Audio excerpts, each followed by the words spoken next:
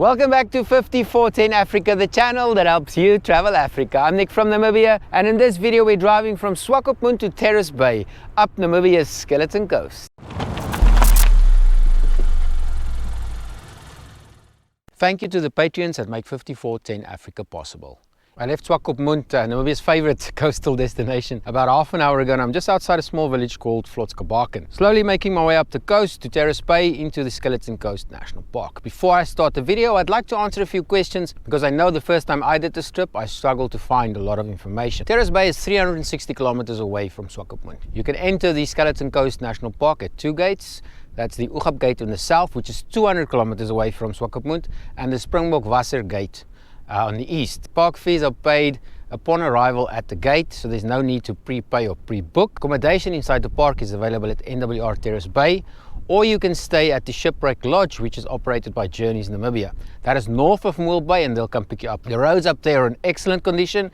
It's a tar road up to Henties Bay, and you don't need a 4x4 to get to Terrace Bay. Fuel from Swakopmund, the last place will be Henties Bay, and then there's fuel again in Terrace Bay. It's good practice just to phone NWR in Terrace Bay and confirm that they do have fuel. And then finally, if you're going to do some fishing inside the Skeleton Coast National Park, which is allowed at dedicated spots, you're going to need a fishing license, which is available in Swakopmund, and the office is right next to the aquarium. I'm planning to do about 3-4 nights, probably wild camp for 2 nights, spend 1 night at Camp St. Nowhere, depending on how much it costs, and then my final night will be spent at NWR at Terrace Bay.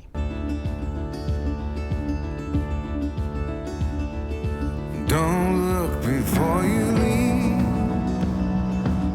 We're now at the Zeila wreck, about 55 kilometers north of Swakopmund, and she ran aground 2008 after breaking loose from her tow, supposedly on their way to India. Cool place to come and stop, take a few pictures, maybe have a coffee or lunch, and then move on. And my crooked little heart. Now this is Henties Bay, the first, last and only town you'll find after Swakopmund before heading into the Skeleton Coast National Park.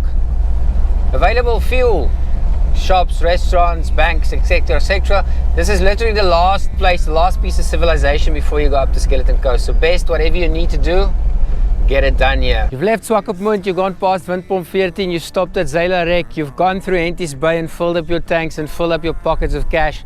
And then you'll end up here just outside Henties Bay, probably about 5 kilometers. You just go across the Omroro Bridge. That is the Oos turnoff, and this is usually the point where it feels to me like I'm on my way to the Skeleton Coast Park, or I'm on the Skeleton Coast. Because from here it's gravel road all the way to Terrace Bay. I'm not going to carry on now. I'm going to find a spot on the beach, relax, try and do some fishing, and most likely sleep over there, and then we'll carry on tomorrow. Found a spot! Not perfect, but it will do! Very, very close to perfect. That's beach, that's beach! Beautiful wild camping on the Skeleton Coast of Namibia. This used to be a snake. Stark reminder that we are now on the Skeleton Coast.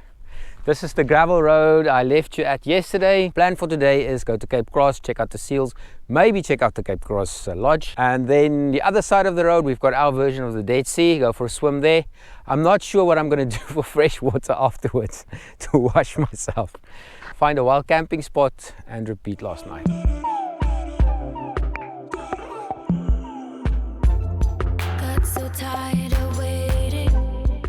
So we're going to go to the Namibia's version of the Dead Sea first. It's about 17.5 kilometers inland, 20 kilometers before the Cape Cross Lodge. It's just past the sign that said 20 kilometers to Cape Cross Lodge.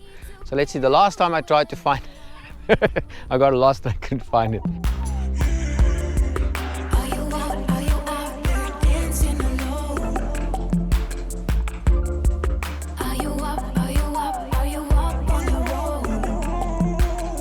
Eventually, after a bit of zigzagging, getting lost and finding the way, I found this sign, and the Maps.me app says it's about 1.2 kilometers from here. Found it! Okay, I'm about to go in. I don't have the other mic on, so yeah, I'm on the GoPro's mic. Hopefully the sound is audible. I don't know if there's anything to worry about. Let's see if I'm gonna float.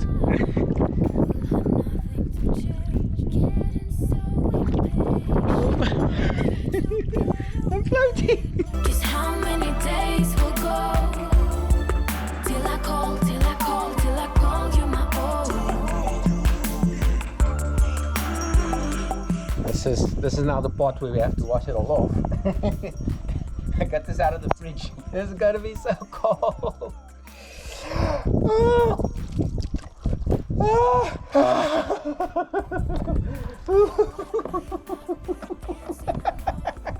If I will ever figure out where the road goes, even if I'm falling down, I will keep on searching for my highs. As I mentioned, the Cape Cross Seal Reserve is only about 20 kilometers down the road from there. There's a big sign at the road. You turn left, you can pass the salt works, and then you'll reach the split where if you go left, you'll go to the Cape Cross Reserve, and if you go right, you go to the Cape Cross Lodge. I'm not sure about the rates at this moment for the lodge, but I'll put the information description below. I'm not going to go there today. We're just going to go to the Cape Cross Reserve, to the stinky, smelly, noisy seals. So usually December, January, this place is packed with seals. There's one there, there's another one there. So you can see it's it's either past breeding season or they're all at the bottom. Warning, seals are wild animals and will bite. If you touch them, approach them, you corner them. Okay, so there's one there. We're not going to approach him. Let's make sure this gate's closed. I don't want to be surrounded by. There's another one there. I'm not sure if you can hear this. Yo! There's a little baby coming. I don't feel safe. I don't feel safe. This is the biggest breeding colony in Africa, on the African coast. I'm not liking this. I'm not liking this. So yeah, it goes all the way around, and as long as the gates are closed, I should be alright. I did have a look at the campsites. The location is awesome. They're right on the beach. You have your own little private beach running all the way down. But like I said, they're a bit barren, and the toilets don't look that great. You can say I lost my mind, I will keep on holding my head high, even if the sky is falling down. Found another awesome spot for the night. Unfortunately, I can't tell you or show you where. Get the iOverlander app, find it for yourself. Tomorrow we'll be going into the park and work our way all the way up to Terrace Bay for our final night of this video. Good morning everyone. I just passed through the very famous gate at the Skeleton Coast National Park. Park fees are paid upon arrival as per normal. Remember, it's Namibians, SADC and the rest. Accommodation is done by NWR and that's separate. I'll be spending one night at Terrace Bay, and they told me as long as I'm out of the park by tomorrow night at 7, I'll only be charged for 1 day. Also note that when you're transiting, that's if you enter through one gate and you leave out of the other one on the same day, you pay nothing. That's free, no charge. So once you enter the park, what will happen is you'll drive all along the coast and you'll find these little spots along the way. These are places where you can park, get out. They really don't mind if you walk around the park. They have an issue if you don't stay on the roads. So you can get out and walk down to the wrecks, take a few pictures, have a cup of coffee, do whatever you need to do, as long as you don't take the wrecks home. What I'll try and do is find an article online which tells you all about the wrecks along the way, which ones are still worth visiting and which ones not, and I'll put that in the description below.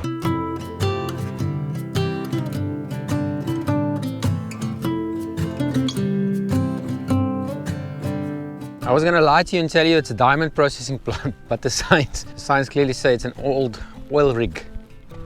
Yeah, I didn't know this. I'm lacking in a bit of research because ever since I left Henties Bay, cell phone signal has been sporadic. So just take note of that. Just trying to think what else I missed out on. Gate opens at 7:30.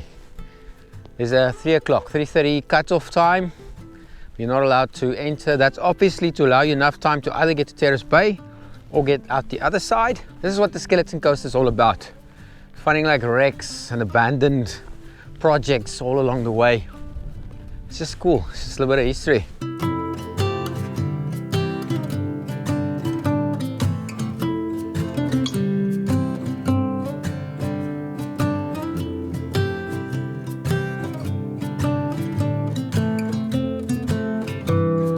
The large dunes in the distance tells you that you are reaching Torra Bay as well as the turn off to the Springbok Gate. Torra Bay only about 10 kilometers down the road, Terrace Bay about 50-60 kilometers. We came from that direction, that's the Ugab or the southern gate. Remember the Springbok is the eastern gate. Ugab is about 110 kilometers from here.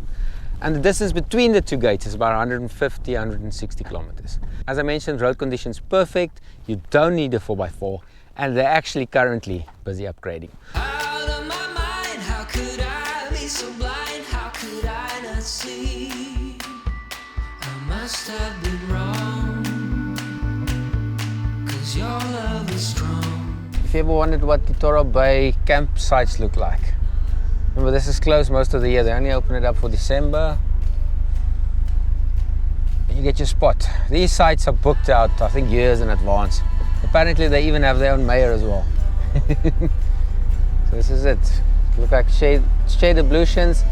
I'm guessing those are fridges and stuff, maybe a shop. I've never camped here, never ever camped here. That's Torra Bay campsites. It's only about another 50 kilometers to Terrace Bay, which doesn't look that much better. So hard to be standing on your own. I keep living alone. Welcome to Terrace Bay, Skeleton Coast Park. This is the road that brings you in, and you'll quickly see there's a left, sharp left. I'll take you to the restaurant, but you need to go all the way around to check in at reception. Freezing room, fish cleaning, reception, filling station, clinic, police, all this way around. That little block there, that's the petrol station. That's the main building of the reception and the small little shop on that side. That will be the road that goes to Moore Bay, almost to Shipwreck Lodge. Accommodation, you can choose to stay in one of 20 double rooms. They're pretty basic. Twin beds, small fridge, small desk, and then a shower and toilet. Or you can rent one of 2 houses. Nothing fancy. You might not believe it, but they actually do have Wi-Fi. It's only in the restaurant area, but they do switch the generators off from 2 until 5 and then at 10 o'clock again tonight. So there won't be any electricity. The rooms are dinner, bed and breakfast, and the houses are self-catering. That's one of the houses up there on the hill. That's about all I can tell you. So, cool thing is, everything is right on the beach. Oh yeah, I probably need to tell you that this is not a place you come for holiday. It's maybe a 1-2 night stay, unless you fish. If you love fishing, then this is perfect. That's why they've got the cleaning facilities. That's why they've got the freezing facilities. It's for fishing. And that, in a nutshell, is NWR Terrace Bay. For me, the best part of the Skeleton Coast is the drive, as always, stopping everywhere, exploring, being adventurous, and seeing what Namibia has to offer. Final piece of information before I leave the Skeleton Coast National Park. The furthest north you can go is Moore Bay, which is the next village from here. From there, if you're going to the Shipwreck Lodge, they'll pick you up there. Or if you want to go further north to the Kunene river mouth, which is the border of Angola, you have to use a private tour operator. I'll put some links in the description below. They are the only ones that have the necessary permits to do that. Thank you for watching. Please like, comment and subscribe. Please consider joining my Patreon for as little as $5 per month. I'm Nick from Namibia, from a beautiful Skeleton Coast Park in Namibia, and you'll be watching 5410 Africa.